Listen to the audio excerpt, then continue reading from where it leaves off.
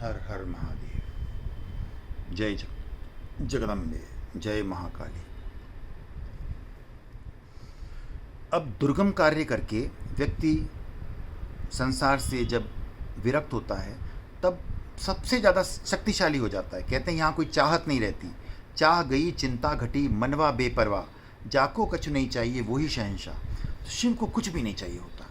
यहाँ पे वो शिव एकांत में अपनी चेतना प्रकाश, चेतना का प्रकाश उसी में अभिभूत रहता है। वो शक्ति को भी के पीछे भी लालायत नहीं होता।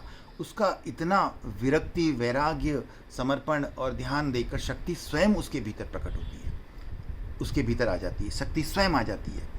और जगदम्बे जो कहते हैं ना, उसके अंत की साधना होती है। उस अवस्था में उसके पूरे जीवन के सारे अवस्था के सारे आयाम संपूर्ण हो चुके होते हैं। उसको यथार्थ का ज्ञान होता है, परम ज्ञान हो जाता है। संसार को मुक्त कराने का और करने का और स्वयं से निकल जाने का, विकास का मार्ग आरंभ होता है।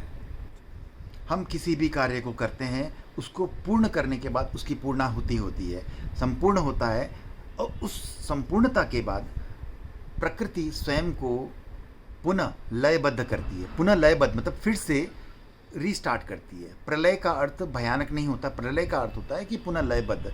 हालांकि सृष्टि के करोड़ों जीव, मनुष्य मर जाते हैं, करोड़ों मनुष्य तो एक आलू उबाल देंगे उसमें ही करोड़ों जीव मरते हैं, वो नहीं है। ये बहुत मामूली सी घटना है। हम उसको ज़्यादा संवेदनशील होकर देखते हैं तो अलग लगता है। सृष्टि को फिर से संचालित करती है, पूरी तरह से विकृत हो चुका है संसार का, फिर से रीस्टार्ट करना होता है। तो ये प्रलय के लिए शिव का रूप होता है।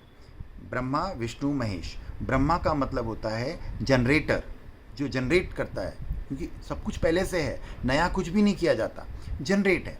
और विष्णु होता है, उसे ऑपरेट करता है, संपूर्ण जगत को ऑपरेशंस, हर कार्य को करना स्टार्ट कर दिया ब्रह्मा ने, इसे ऑपरेट करना है। और उसके बाद में शिव आता है destroy, GOD, generator operator destroy.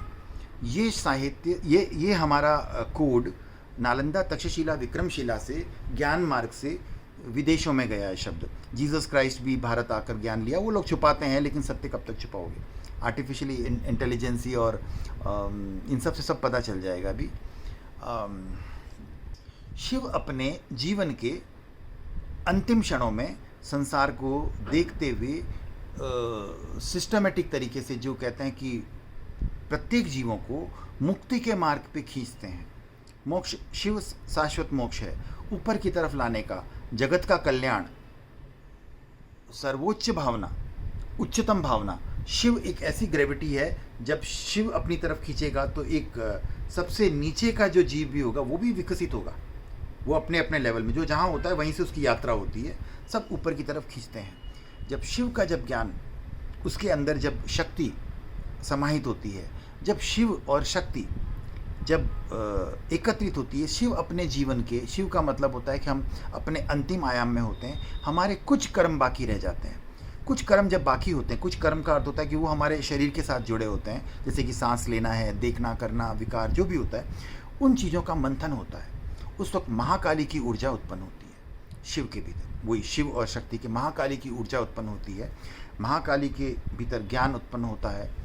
Black, जिसको हम कहते हैं ना केवल्य, कालजयी, वो अवस्था आनी होती है। उस समय सभी कर्म, हमारे कर्म राक्षसों की तरह, हमारे राक्षस होते हैं, बच्चे कुछ जो भी कर्म होता है वो हम हमारा ध्यान, हमारी चेतना उन राक्षसों को अंदर ही अंदर समाप्त करती है।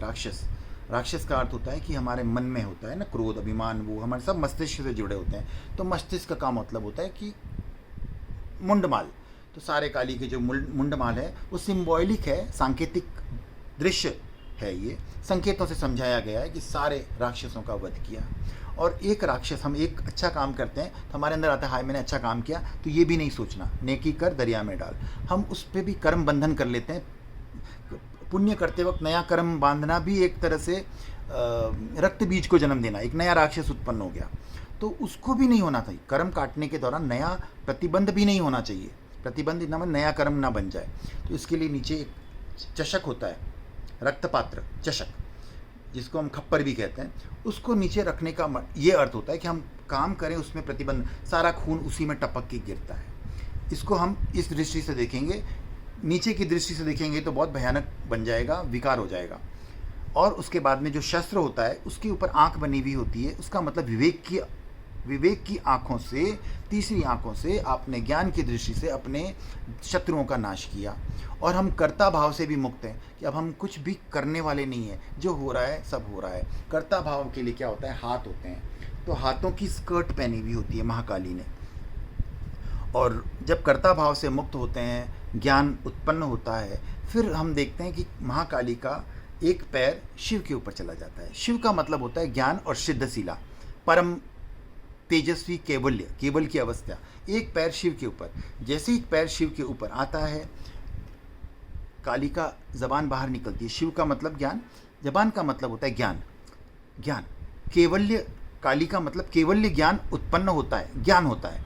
जैसे ही ज्ञान होता है तो एक पैर शिव पर, एक पैर धरती पे। इसका अर्थ होता है कि मोक्ष, अगला कदम आपका मोक्ष का है। और अभी आप केवल्य की अवस्था में हो। जब तक शरीर है, 1 सेकंड, 2 सेकंड, 10 दिन, 1 साल, जो भी होगा, केवल की अवस्था में आप कुछ क्षण तक रहते हो। उस अवस्था की सेल्फी है महाकाली का चित्रण शिव के साथ में। ये सेल्फी है, इसे आपको डिकोड करना है, आपको समझना है। अगर आप अपने लेवल से नहीं समझते, हृदय चक्र से समझते हैं, तो बात का बतंगड़ हो जाएगा। जिस चीज़ के लिए जो चीज़ें आवश्यकता होती है वही किया जाता है। काट की हांडी को गैस पे चढ़ाएंगे तो जल जाएगी। हर चीज़ का एक होता है ना एक, इसलिए जिस चीज़ से डिकोड करना है उतना ही डिकोड किए। सैकड़ों, अरबों, खरबों साल तक भी गलत साधना करो, कितनी भी भाव भक्ति हो, धर्म प्रकट नहीं होगा। ज्ञान ही धर्म है। ज्ञान का मतलब हमारी आत्मा महान प्रकाशवान है, ज्ञानवान है, तो ज्ञान ही परम आवश्यक है। शक्ति ने हम सबको संचालित किया है। शक्ति के बिना शिव भी शव के बराबर है। इसलिए शक्ति और शिव जब मिल जाते हैं, उसे अर्धनारीश्वर होता है, रूप होता है। यही मोक्ष का द्वार है। जय।